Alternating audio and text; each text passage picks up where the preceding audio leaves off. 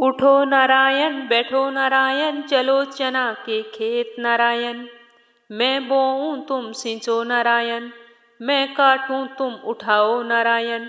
मैं पीसूं तुम छान नारायण, मैं पोऊं तुम खाओ नारायण। कोरा करवा शीतल पानी, उठो रे देवा पियो पानी।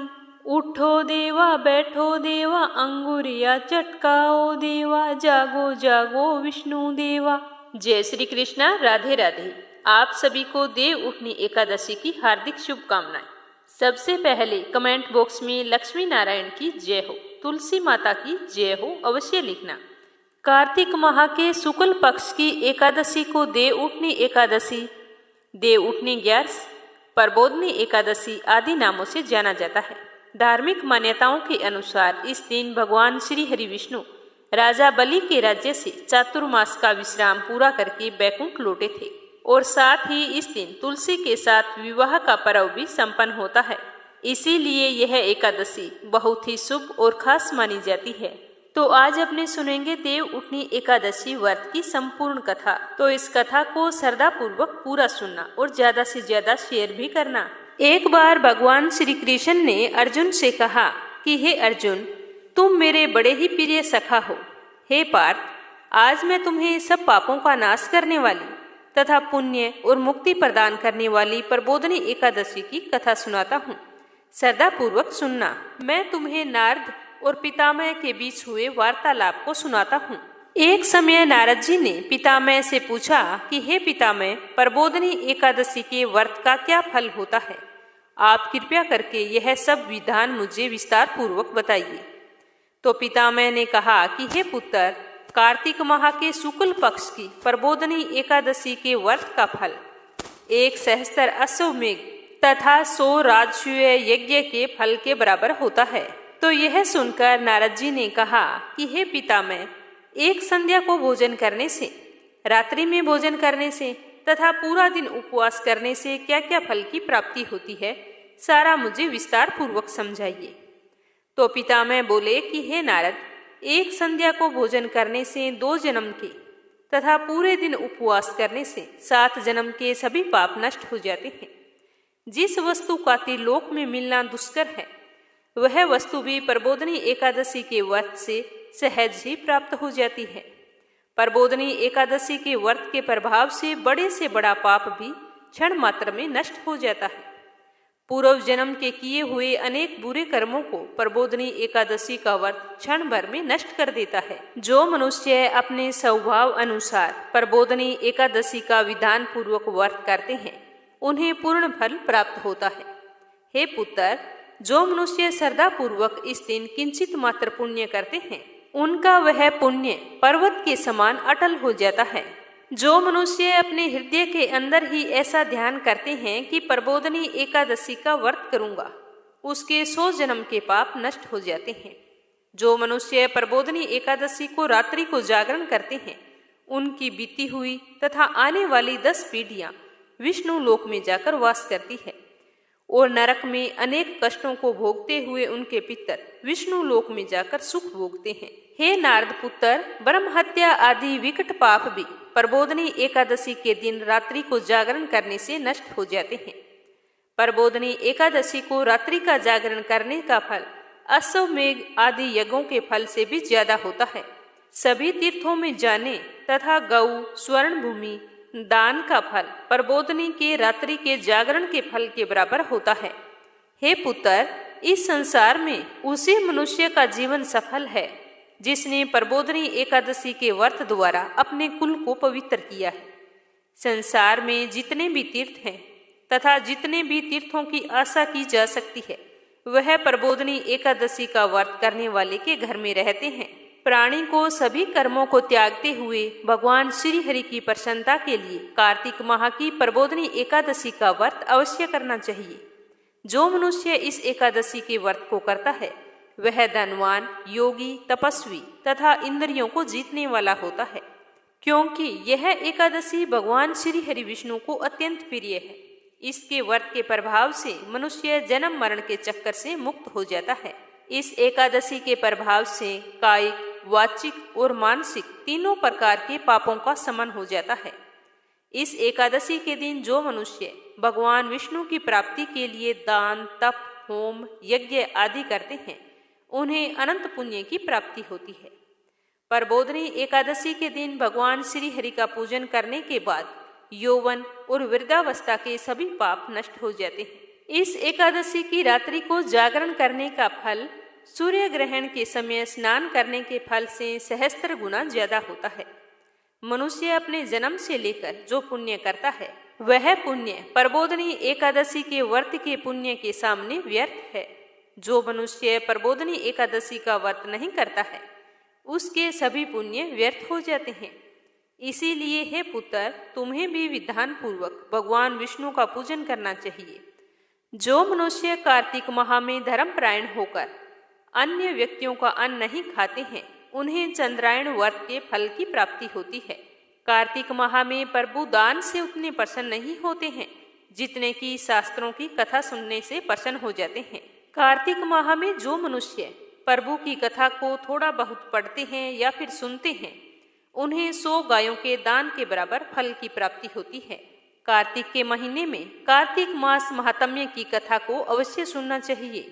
तो पितामह की बात सुनकर नारद जी बोले कि हे पिता, अब आप एकादशी के व्रत का विधान कहिए और कैसा व्रत करने से किस पुण्य की प्राप्ति होती है, कृपया करके मुझे यह भी विस्तार पूर्वक समझाइए। तो नारद जी की बात सुनकर पितामह बोले कि हे पुत्र, इस एकादशी के दिन मनुष्य को ब्रह्म मुहूर्त में उठ जाना चाहिए और स्नान आदि से निवृत्त होकर व्रत का संकल्प करना चाहिए। उस समय भगवान विष्णु से प्रार्थना करनी चाहिए कि हे प्रभु, आज मैं निराहार रहूंगा और दूसरे दिन भोजन करूंगा, इसीलिए आप मेरी रक्षा करें और मेरे मनोरथ पूर्ण करें।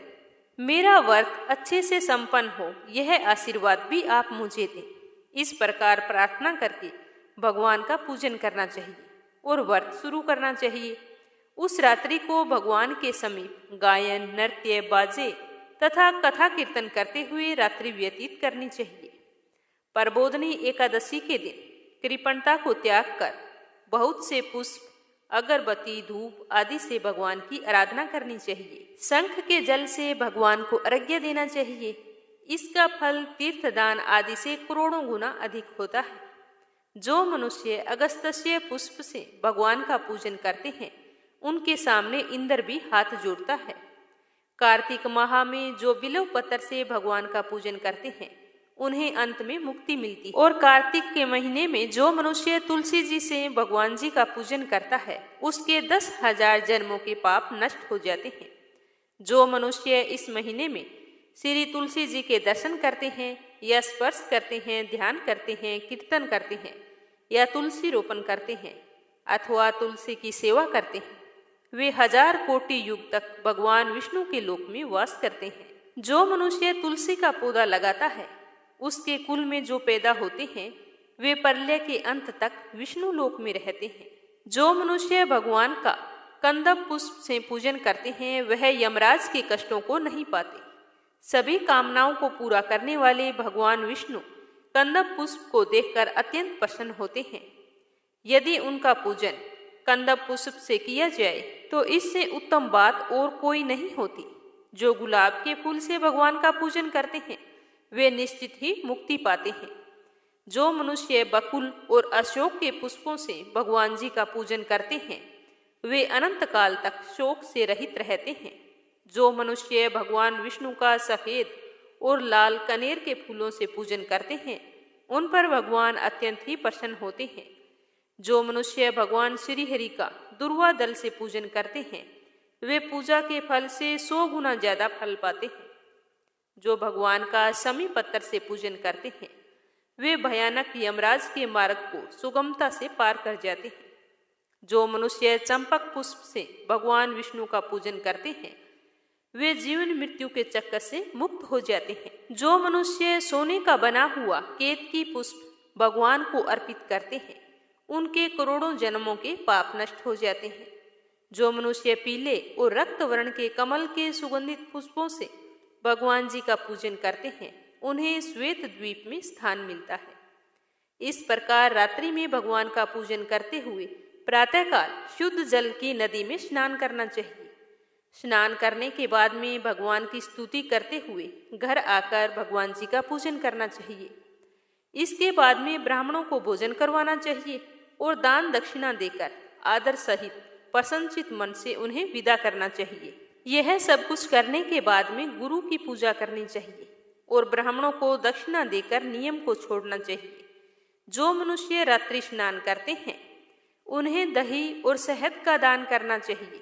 जो मनुष्य फल की आशा रखते हैं उन्हें फल दान करना चाहिए। तेल की जगह घी और घी की जगह दूध, अन्न में चावल का दान करना चाहिए। जो मनुष्य इस व्रत में भूमि पर शयन करते हैं उन्हें सब वस्तुओं सहित सैया का दान करना चाहिए। जो मौन धारण करते हैं उन्हें सोने सहित तिल का दान करना चाहिए। जो मनुष्य कार्तिक माह में खड़ाऊ धारण नहीं करते हैं उन्हें खड़ाऊ दान करने चाहिए। जो इस माह में नमक का त्याग करते हैं उन्हें शक्कर दान करना चाहिए। और जो मनुष्य नित्य प्रतिदिन देव मंदिर में दीपक जलाते हैं उन्हें सोने या तांबे के दीपक को घी तथा बाती सहित दान करना चाहिए। जो मनुष्य चातुर्मास व्रत में किसी वस्तु को त्याग देते हैं उन्हें उस दिन से उस वस्तु को पुनः ग्रहण करना चाहिए। जो मनुष्य प्रबोधनी एकादशी के दिन विधान पूर्वक व्रत करते हैं उन्हें अनंत सुख की प्राप्ति होती है और अंत में स्वर्ग लोक को जाते हैं। जो मनुष्य चातुर्मासीय व्रत को बिना किसी बाधा के पूर्ण कर लेते हैं उन्हें दोबारा जन्म लेना नहीं पड़ता। जिन मनुष्यों का व्रत खंडित हो जाता है उन्हें दोबारा शुरू कर लेना चाहिए। जो मनुष्य इस एकादशी के महात्म्य को सुनते हैं, पढ़ते हैं, उन्हें अश्वमेघ यज्ञ के फल की प्राप्ति होती है। जो व्यक्ति देव उठनी एकादशी का व्रत रखते हैं उन्हें इस महात्म्य को अवश्य सुनना चाहिए। अब दूसरी कहानी अपने सुनेंगे राजा अम्बरीश की। इस कथा को एकादशी के हर व्रत में हमें अवश्य सुननी चाहिए और कार्तिक मास में वैसे भी राजा अम्बरीश की कथा सुनने का विधान है, क्योंकि राजा अम्बरीश भगवान श्री हरि के परम भक्त थे। वे पृथ्वी के 7 द्वीप, अचल संपत्ति और अतुल ऐश्वर्य के शासक होने पर भी इन्हें स्वपन तुल्य समझते थे, क्योंकि वे जानते थे कि जिस धन वैभव के लोभ में पड़कर मनुष्य घोर नरक में जाता है वह केवल 4 दिन का सुख होता है। राजा अम्बरीश का भगवान श्री कृष्ण में और उनके प्रेमी साधुओं में परम प्रेम था। उन्होंने अपने मन को श्री कृष्ण के चरणों में, वाणी को भगवान के गुणों का गान करने में, हाथों को श्री हरि के मंदिर में मार्जन में और अपने कानों को भगवान की मंगलमयी कथा को सुनने में लगा रखा था।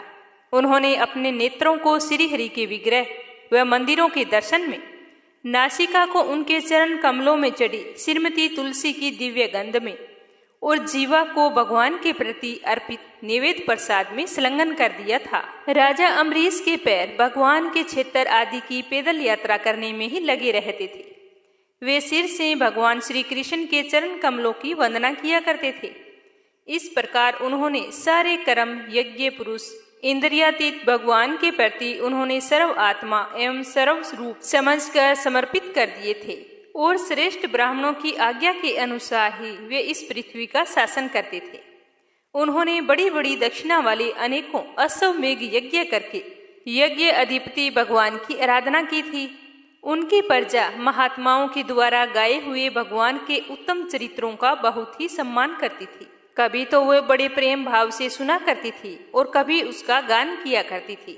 इस प्रकार उनके राज्य के मनुष्य देवताओं के अत्यंत प्यारे स्वर्ग की इच्छा नहीं करते थे। राजा अम्बरीश की अनन्य प्रेममयी भक्ति से प्रसन्न होकर भगवान श्री हरि विष्णु ने उनकी रक्षा के लिए सुदर्शन चक्र को नियुक्त कर दिया था, जो विरोधियों को भयभीत करने वाला और भक्तों की रक्षा करने वाला था।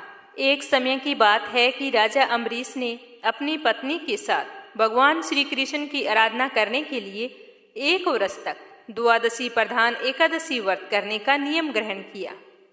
व्रत की समाप्ति होने पर कार्तिक महीने में उन्होंने 3 रात का उपवास किया और एक दिन यमुना जी में स्नान करके भगवान श्री कृष्ण की पूजा की।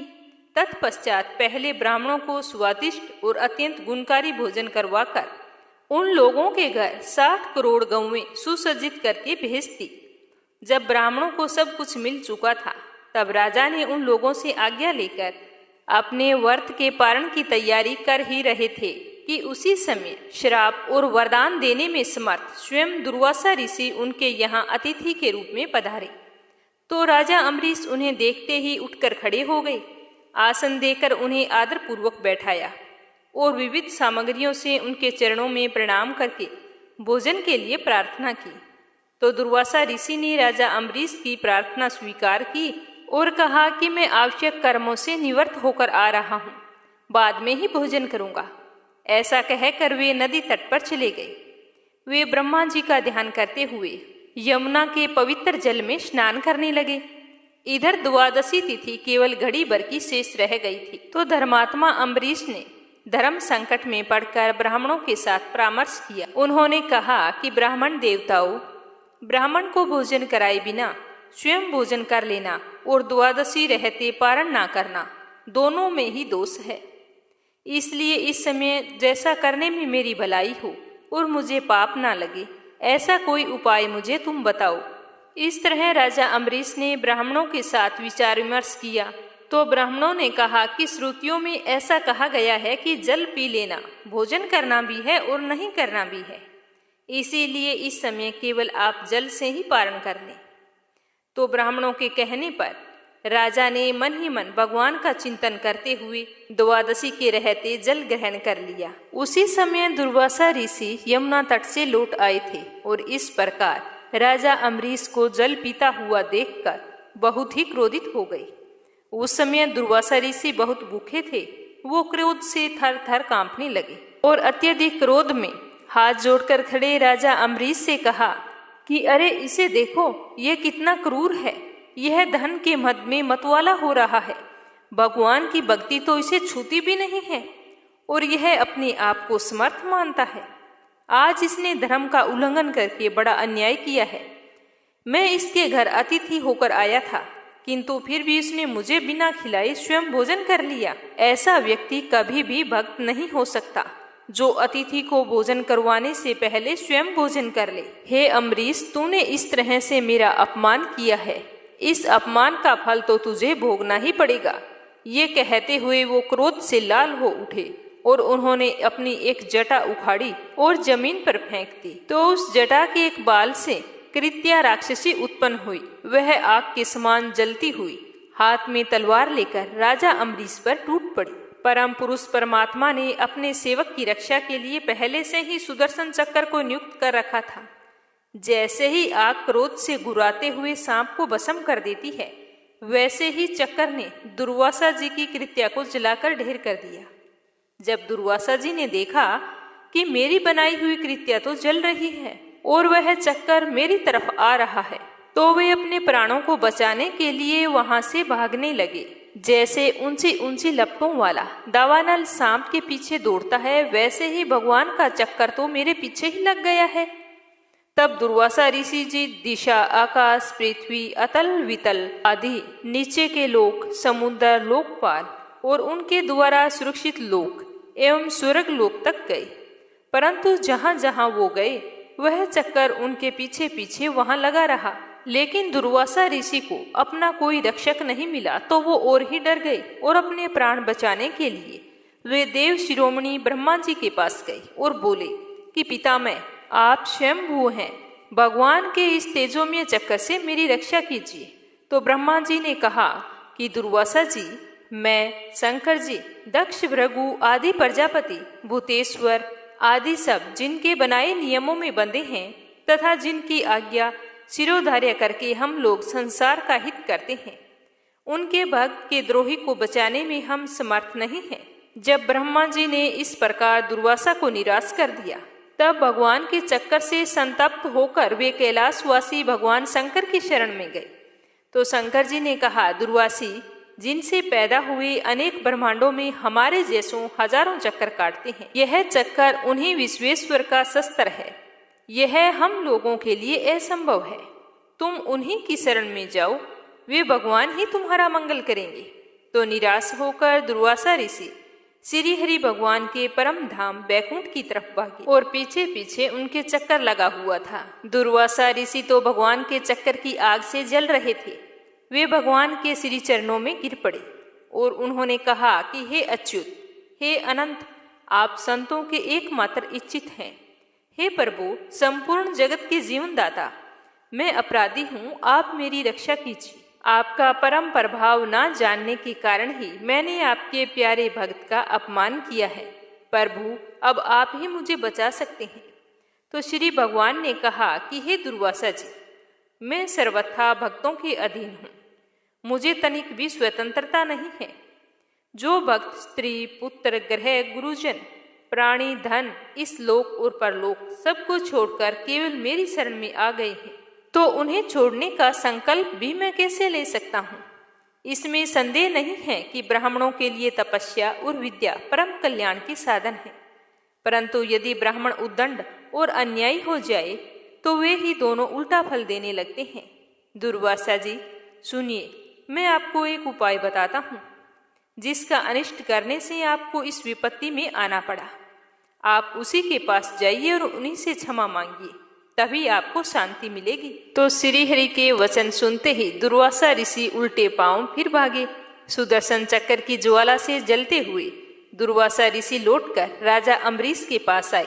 राजा अम्बरीश वहीं पर खड़े उनका इंतजार कर रहे थे।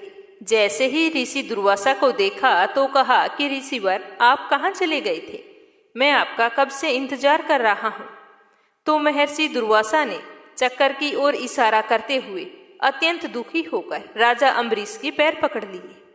तो दुर्वासा जी की यह चेष्टा देखकर और उनके चरण पकड़ने से लज्जित होकर राजा अम्बरीश भगवान के चक्कर की स्तुति करने लगे। अम्बरीश ने कहा कि प्रभु सुदर्शन, आप अग्नि स्वरूप हैं, भगवान के प्यारे 1000 दांतों वाले चक्रदेव, मैं आपको नमस्कार करता हूँ। समस्त अस्त्र शस्त्र को नष्ट कर देने वाले एवं पृथ्वी के रक्षक, आप इन ब्राह्मण की रक्षा कीजिए।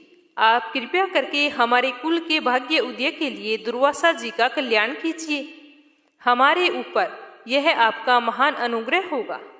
यदि मैंने कुछ भी दान किया हो, यज्ञ किया हो अथवा अपने धर्म का पालन किया हो, यदि हमारे वंश के लोग ब्राह्मणों को ही अपना आराध्य देव समझते रहे हों, तो दुर्वासा जी की जलन मिट जाए।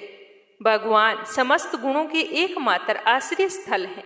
यदि मैंने समस्त प्राणियों की आत्मा के रूप में उन्हें देखा है और वो मुझसे प्रसन्न है, तो दुर्वासा जी की हृदय की सारी जलन समाप्त हो जाए। जब राजा अम्बरीश ने दुर्वासा जी को सब ओर से जलाने वाले भगवान के सुदर्शन चक्र की इस प्रकार स्तुति की, तब उनकी प्रार्थना से सुदर्शन चक्र शांत हो गया। जब दुर्वासा चक्र के आग से मुक्त हुए और उनका चित्त स्वस्थ हुआ, तो वे राजा अम्बरीश को अनेक उत्तम आशीर्वाद देते हुए उनकी प्रशंसा करने लगे और कहा कि धन्य है, आज मैंने भगवान के प्रेमी भक्तों का महत्व देखा। हे राजन, मैंने आपका अपमान करके अपराध किया है, फिर भी आप मेरे लिए मंगल कामना कर रहे हैं। महाराज अम्बरीश, आपका हृदय करुणा भाव से परिपूर्ण है। आपने मेरे ऊपर महान अनुग्रह किया है। आपने अपने अपमान को भुलाकर मेरी रक्षा की है, क्योंकि जब सुदर्शन चक्कर से भयभीत होकर ऋषि दुर्वासा भाग रहे थे, तब से लेकर उनके लौटने तक 1 वर्ष का समय बीत गया था। तो 1 साल तक राजा अम्बरीश उनके दर्शन की आकांक्षा से केवल जल पीकर ही रहे। पूरे 1 साल तक राजा अम्बरीश ने भोजन नहीं किया। वे दुर्वासा ऋषि के लौटने की राह देख रहे थे। तो जैसे ही दुर्वासा ऋषि आए तो उन्हें प्रसन्न होकर विधि पूर्वक भोजन करवाया और दुर्वासा ऋषि ने भी बहुत संतुष्ट होकर राजा अम्बरीश के गुणों की प्रशंसा की और ढेरों आशीर्वाद देते हुए उनसे अनुमति लेकर आकाश मार्ग से प्रस्थान किया। दुर्वासा ऋषि के जाने के बाद उनके भोजन से बचे हुए अत्यंत पवित्र अन्न को राजा ने सपरिवार ग्रहण किया और कुछ वर्ष बीतने पर राजा अम्बरीश ने अपने ही समान भक्त पुत्रों पर राज्य का भार छोड़ दिया और स्वयं वन में चले गए। वहां वे बड़ी धीरता के साथ आत्म स्वरूप भगवान में अपना मन लगाकर गुणों के प्रवाह रूपी संसार से मुक्त हो गए।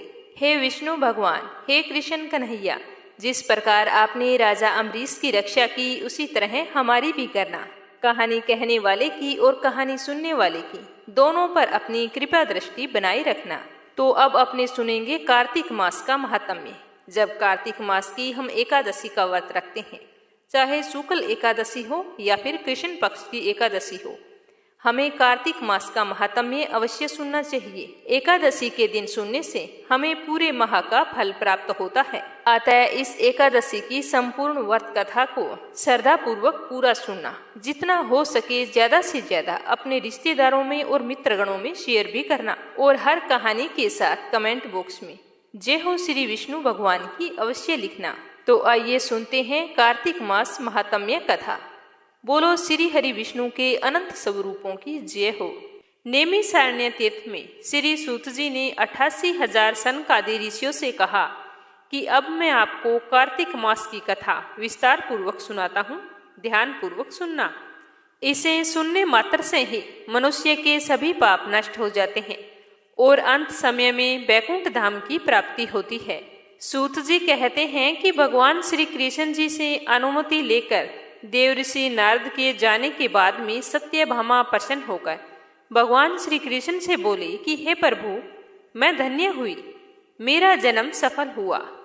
मुझ जैसी त्रिलोक्य सुंदरी के जन्मदाता भी धन्य हैं। मैं बहुत ही सौभाग्यशाली हूँ जो आपकी 16,000 स्त्रियों के बीच में आपकी परम प्यारी पत्नी बनी। मैंने आपके साथ नारद जी को वह कल्प वृक्ष आदि पुरुष विधि पूर्वक दान में दिया था, परंतु वही कल्प वृक्ष मेरे घर पर लहराया करता है। यह बात मृत्यु लोक में किसी को भी ज्ञात नहीं है। हे त्रिलोकीनाथ, मैं आपसे कुछ पूछने की इच्छा रखती हूँ। तो भगवान श्री कृष्ण की आज्ञा देने पर सत्यभामा पूछने लगती है कि आप मुझे कृपया करके कार्तिक मास महात्म्य की कथा विस्तार पूर्वक सुनाइए। इस महात्म्य को सुनकर मेरा हित हो और जिसके करने से कल्प पर्यंत भी आप मुझसे कभी विमुख ना हो। तो सूत जी आगे कहते हैं कि सत्यभामा के ऐसे वचन सुनकर भगवान श्री कृष्ण ने हंसते हुए सत्यभामा का हाथ पकड़ा और अपने सेवकों को वहीं रुकने के लिए कहकर विलास युक्त अपनी पत्नी को कल्प वृक्ष के नीचे लेकर गए और वहां जाकर हंसकर बोले कि हे प्रिय, 16,000 रानियों में तुम मुझे प्राणों के समान प्यारी हो। तुम्हारे लिए मैंने इंद्र एवं देवताओं से भी विरोध किया था। हे कांति, जो बात तुमने मुझसे पूछी है उसे ध्यान पूर्वक सुनो। एक दिन मैं तुम्हारी इच्छा पूर्ति के लिए गरुड़ पर सवार होकर इंद्रलोक गया और वहां जाकर कल्प वृक्ष मांगा तो इंद्र ने मना कर दिया। इंद्र द्वारा मना करने पर इंद्र और गरुड़ में घोर संग्राम युद्ध हुआ और गौलोक में भी गरुड़ गौओं से युद्ध करने लगे। गरुड़ की चोंच की चोट से उनके कान एवं पूंछ कटकर गिरने लगे, जिससे 3 वस्तुएं उत्पन्न हुई। कान से तंबाकू, पूंछ से गोभी और रक्त से मेहंदी बनी। इन तीनों का प्रयोग करने वाले को मोक्ष नहीं मिलता। तब गौओं ने क्रोधित होकर गरुड़ पर वार किया, जिससे उनके 3 पंख टूटकर गिर गए। तो गरुड़ के पहले पंख से नीलकंठ, दूसरे पंख से मोर और तीसरे से चकवा चकवी उत्पन्न हुए। तो हे प्रिय, इन 3 चीजों का दर्शन करने मात्र से ही शुभ फल प्राप्त हो जाता है।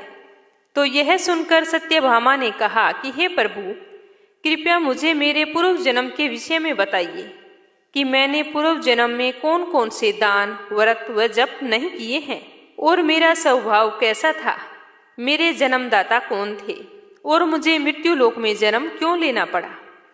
मैंने ऐसा कौन सा पुण्य कर्म किया था जिससे मैं आपकी अर्धांगिनी हुई।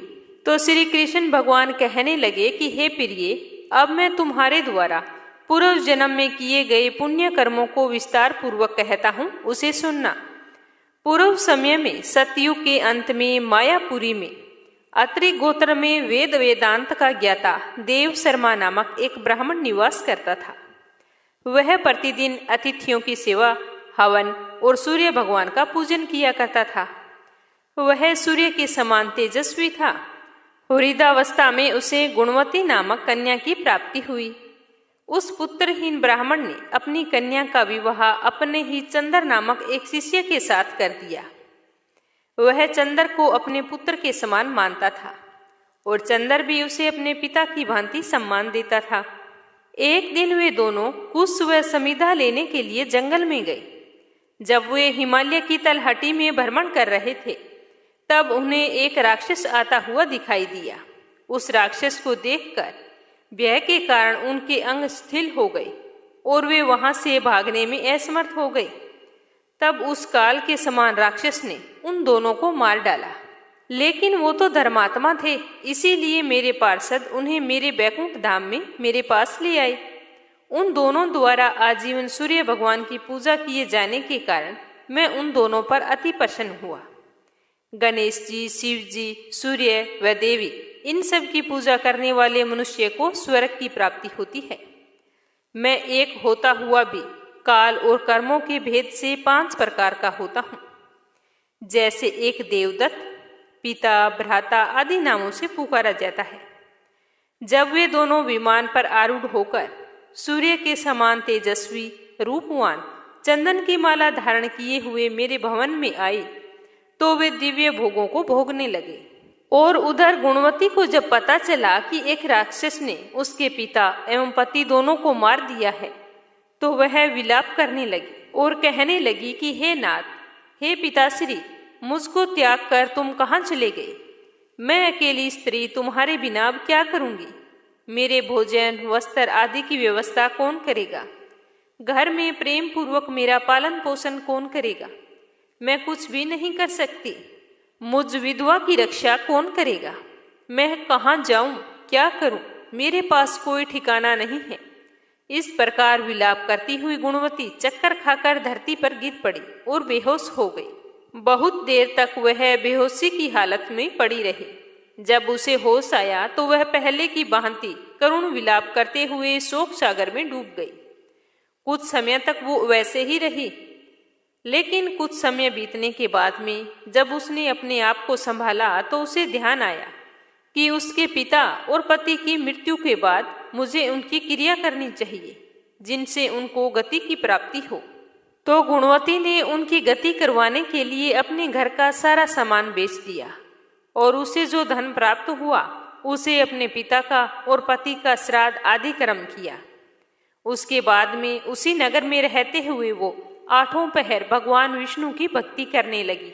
उसने मृत्यु पर्यंत तक नियम पूर्वक सभी एकादशियों का व्रत और कार्तिक महीने में उपवास और पूजा पाठ किए। इसीलिए हे प्रिय, एकादशी और कार्तिक व्रत मुझे बहुत ही ज्यादा प्रिय है। इनसे मुक्ति, भुक्ति, पुत्र तथा संपत्ति प्राप्त होती है। कार्तिक मास में जब तुला राशि पर सूर्य आता है तब ब्रह्म मुहूर्त में उठकर स्नान करने व व्रत और पूजा पाठ करने वाले मनुष्य मुझे बहुत ही प्रिय होते हैं, क्योंकि यदि उन्होंने पाप भी किए हों तो भी स्नान व व्रत के प्रभाव से उन्हें मोक्ष की प्राप्ति हो जाती है। कार्तिक मास में स्नान, जागरण, दीपदान तथा तुलसी के पौधे की रक्षा करने वाले मनुष्य साक्षात भगवान विष्णु के समान हैं। कार्तिक मास में मंदिर में झाड़ू लगाने वाले, स्वास्तिक बनाने वाले, भगवान विष्णु की पूजा करने वाले मनुष्य जन्म मरण के चक्कर से छूटकर मोक्ष को प्राप्त होते हैं। जब इस तरह का महात्म्य गुणवती ने सुना तो वो भी प्रतिवर्ष श्रद्धा पूर्वक कार्तिक का व्रत और कार्तिक स्नान करती, भगवान विष्णु की पूजा बड़े ही श्रद्धा भाव से करती। ऐसा करते करते सालों बीत गए। एक बार उसे बहुत ही तेज बुखार आ गया और वह बिल्कुल कमजोर हो गई। फिर भी वह किसी प्रकार गंगा स्नान के लिए चली गई। गंगा तक तो पहुंच गई, परंतु शीत के कारण वह बुरी तरह से कांप रही थी। फिर भी उसने गंगा जी में डुबकी लगाई। डुबकी लगाकर जैसे ही वो गंगा तट पर आई तो उसकी मृत्यु हो गई। तब मेरे यानी कि भगवान विष्णु के दूत उसे मेरे धाम में ले आए। उसके पश्चात ब्रह्मा जी और अन्य देवताओं की प्रार्थना पर जब मैंने श्री कृष्ण का अवतार लिया तो मेरे गण भी मेरे साथ इसी पृथ्वी पर आए, जो इस समय यादव हैं। तुम्हारे पिता पुनर्जन्म में देव शर्मा थे, जो इस समय स्त्राजित हैं। पूर्व जन्म में चंद्र शर्मा, जो तुम्हारा पति था, वह डाकू है। और हे देवी, तू ही गुणवती है। कार्तिक व्रत के प्रभाव के कारण ही तू मेरी अर्धांगिनी हुई है। पूर्व जन्म में तुमने मेरे मंदिर के द्वार पर तुलसी का पौधा लगाया था। इस समय वह तेरे महलों के आंगन में कल्प वृक्ष के रूप में विद्यमान है। उस जन्म में तुमने जो दीप दान किया था, उसी के कारण तुम्हारी देह इतनी सुंदर है। तुम्हारे घर में साक्षात लक्ष्मी का वास है। तुमने पूर्व जन्म में अपने सभी व्रतों का फल पति स्वरूप विष्णु जी को अर्पित किया था। उसी के प्रभाव से तुम इस जन्म में मेरी प्रिय पत्नी हुई हो। पूर्व जन्म में तुमने नियम पूर्वक जो कार्तिक मास का व्रत किया था, उसी के कारण मेरा और तुम्हारा कभी वियोग नहीं होगा। इस प्रकार कार्तिक मास में व्रत आदि करने वाले मनुष्य मुझे तुम्हारे समान प्रिय हैं। दूसरे जप तप यज्ञ दान आदि करने से प्राप्त फल कार्तिक मास में किए गए व्रत के फल से बहुत ही थोड़ा होता है, अर्थात कार्तिक मास के व्रतों का 16वां भाग भी नहीं होता। इस प्रकार सत्यभामा भगवान श्री कृष्ण के मुख से अपने पूर्व जन्म के पुण्य प्रभाव सुनकर बहुत ही प्रसन्न हुई। तो ये था कार्तिक मास का महात्म्य। अब सुनेंगे तुलसी माता की कहानी। बोलिए तुलसी माता की जय हो, शालिग्राम भगवान की जय हो। एक समय की बात है, कार्तिक का महीना चल रहा था। गांव की सारी महिलाएं तुलसी सींचने जाया करती थी, तो एक बूढ़ी माई भी तुलसी माता को जल सींचने जाती। जब सारी स्त्रियां तुलसी में जल डालकर वापिस आ जाती, तब तक वह बुढ़िया वहीं पर बैठी रहती और उनके आने के बाद में तुलसी माता से कहती कि हे तुलसी माता, मैं बिड़लो सींचूं तेरो, तू कर निधार मेरो। हे तुलसी माता सत की दाता, मैं बिड़ला सींचूं तेरा, तू मुझे बहू दे, पीताम्बर की धोती दे, मीठा मीठा घास दे, बैकुंठ का बास दे, चटक की चाल दे, पटक की मोत दे, चंदन का काट दे, रानी सा राज दे, दाल दे भात दे, 11 की मोत दे, कृष्ण जी का कंधा दे।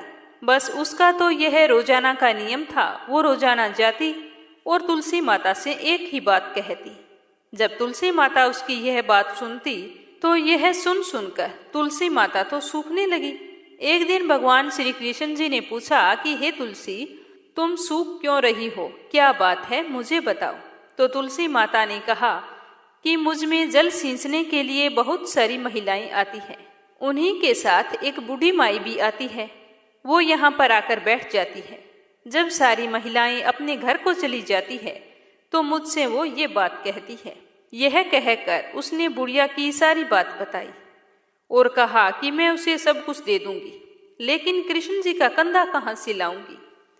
तो भगवान बोले कि जब वो मरेगी तो मैं अपने आप कंधा देने आ जाऊंगा, तुम इस बात की बिल्कुल भी चिंता मत किया करो। इस तरह समय बीतता गया और जब कार्तिक मास के शुक्ल पक्ष की एकादशी तिथि आई तो उस दिन वो बुढ़िया तो मर गई।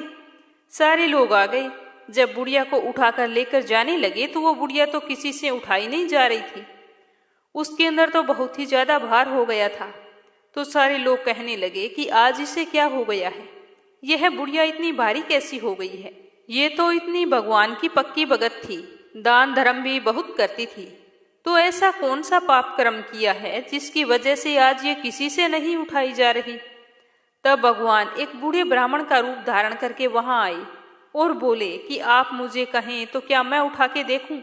तो सारे गांव वाले हंसने लगे कि जब हम सारे लोगों से यह बुढ़िया नहीं उठाई जा रही तो आप अकेले और ऊपर से बूढ़े हैं, कैसे उठाएंगे।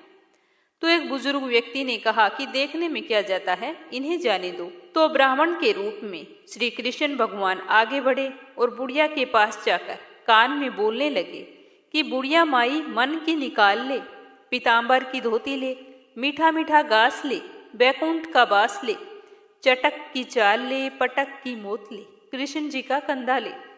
तो यह सुना तो बुढ़िया माई तो हल्की हो गई और भगवान जी ने झट से कंधे पर उठाया और चल दिए। सारे गांव वाले बहुत ही आश्चर्यचकित हुए और सोचने लगे कि ये सब कुछ कैसे हुआ। जिस बुढ़िया को पूरे गांव वाले नहीं उठा सके, उस बूढ़े ब्राह्मण ने अकेले ही उठा लिया। तो वो तो सोचते ही रह गए।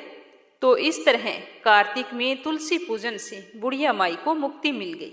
कहा जाता है कि कार्तिक माह में अगर हम सूर्योदय से पहले स्नान करके तुलसी में जल सींचते हैं तो हमारी कोई भी मनोकामना हो वो अवश्य पूरी होती है, क्योंकि इस महीने में श्री हरि विष्णु 4 महीने की नींद से जागते हैं। कहते हैं कि 4 महीने से सोए हुए श्री हरि विष्णु भगवान जब जागते हैं तो पहली पुकार तुलसी माता की सुनते हैं। अगर तुलसी माता हमसे प्रसन्न है तो हमारी मनोकामना अवश्य पूर्ण होती है। हे तुलसी माता, जैसे आपने बुढ़िया माई की मनोकामना पूर्ण की वैसी सबकी करना। बोलो तुलसी माता की जय हो। अब सुनते हैं लप्सी और तपसी की कहानी, जो हर व्रत कथा के बाद में अवश्य सुननी चाहिए। एक लप्सी था, एक तपसी था। तपसी हमेशा भगवान की तपस्या करता था, लेकिन उसे चोरी करने की आदत थी। लप्सी हमेशा 1.25 सेर की लापसी बनाता और पहले भगवान को भोग लगाता, उसके बाद में स्वयं भोजन करता। दोनों भाइयों का यही नियम था। तो एक दिन कोई बात को लेकर दोनों में कहासुनी हो गई। तो तपसी बोला कि मैं रोजाना भगवान की तपस्या करता हूँ, इसीलिए मैं बड़ा हूँ। तो लप्सी बोला कि मैं रोज भगवान को 1.25 सेर लापसी का भोग लगाता हूँ, इसीलिए मैं बड़ा हूँ। ऐसा कहते हुए दोनों जोर जोर से लड़ने लगे। तभी वहां से नारद जी गुजर रहे थे। दोनों को लड़ता हुआ देखकर वहां आए और उनसे पूछा कि तुम दोनों लड़ क्यों रहे हो। तो दोनों ने अपने आप को बड़ा बताया और साथ में बड़ा होने का कारण भी बताया। तो नारद जी बोले कि मैं तुम्हारा फैसला कर दूंगा, कल आऊंगा, बता दूंगा भी कौन बड़ा है। दूसरे दिन लप्सी और तपसी नहाकर अपनी रोज की भक्ति करने आए। तो नारद जी ने छुपकर 1.25 करोड़ की एक एक अंगूठी उन दोनों के आगे रख दी। जैसे ही भक्ति करते हुए तपसी की नजर उस अंगूठी पर पड़ी तो उसने चुपचाप से उठाई और अपने पैर के नीचे दबा ली। लप्सी की नजर अंगूठी पर पड़ी, लेकिन उसने ध्यान नहीं दिया। उसने पहले भगवान को भोग लगाया और फिर स्वयं भोजन करने के लिए बैठ गया। थोड़ी देर बाद नारद जी सामने आए तो दोनों ने पूछा कि अब बताओ हम में से कौन बड़ा है। तो नारद जी ने तपसी से खड़ा होने के लिए कहा। तो वो खड़ा हुआ तो उसके पैर के नीचे दबी हुई अंगूठी दिखाई दी। तो नारद जी ने तपसी से कहा, तपस्या तो तुम करते हो, इतनी तपस्या करने के बाद भी तुम्हारी चोरी करने की आदत नहीं गई। ये अंगूठी मैंने ही तुम दोनों के आगे रखी थी। मैं ये देखना चाहता था कि तुम दोनों में से किन के मन में लालच है। तो तूने तो अंगूठी दिखाई पड़ते ही झट से अपने पैर के नीचे दबा ली। लेकिन लप्सी का ध्यान अंगूठी पर जाने के बाद भी लप्सी ने अंगूठी को ना ही उठाया और ना ही ध्यान किया। उसने सिर्फ अपने भगवान जी में ही ध्यान रखा, उन्हें भोग लगाया और बाद में स्वयं भोजन करने लगा। इसीलिए लप्सी बड़ा है और तुम्हें तुम्हारी तपस्या का कोई भी फल नहीं मिलने वाला। जितनी चाहे मर्जी तुम तपस्या कर लो, तुम्हें इसका कोई भी फल नहीं मिलेगा। तो तपसी को यह सुनकर बहुत ही दुख हुआ और वह शर्मिंदा होकर नारद जी से माफी मांगने लगा और कहने लगा कि आज तक की मेरी गलती माफ करो और मुझे बताओ कि मुझे मेरी तपस्या का फल कैसे मिलेगा। आज के बाद कभी भी मैं चोरी नहीं करूंगा। तो नारद जी ने कहा कि यदि कोई गाय और कुत्ते की रोटी नहीं बनाएगा तो उसका फल तुझे मिलेगा। यदि कोई आदमी ब्राह्मण को भोजन करवाकर उसे दक्षिणा नहीं देगा तो उसका फल भी तुझे ही मिलेगा। अगर किसी को सूट, तीवल, साड़ी अगर हम देते हैं, उसके ऊपर अगर भेंट स्वरूप कुछ रुपए नहीं देंगे तो उसका फल भी तुझे ही मिलेगा। अगर कोई व्यक्ति दिए से दिया जलाएगा तो उसका फल भी तुझे ही मिलेगा। अगर कोई औरत आंगन लीपकर चौका नहीं लीपेगी तो उसका फल भी तुझे ही मिलेगा। यदि कोई व्रत कथा में सारी कहानी सुन ले लेकिन तुम्हारी कहानी ना सुने तो उसका फल भी तुझे ही मिलेगा। उसी दिन से हर व्रत कथा और कहानी के साथ लप्सी तपसी की कहानी कही और सुनी जाती है।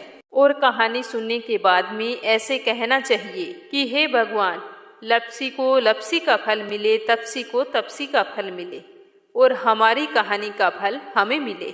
तो ये थी देव उठनी एकादशी व्रत में सुनी जाने वाली संपूर्ण व्रत कथा। सुनकर आपको कैसा लगा कमेंट बॉक्स में जरूर बताना। और साथ ही अगर आपने मीरा भक्ति चैनल को सब्सक्राइब नहीं किया है तो जरूर करना। भगवान श्री हरि विष्णु आपकी सारी मनोकामनाएं पूर्ण करे। जय श्री कृष्णा। राधे राधे।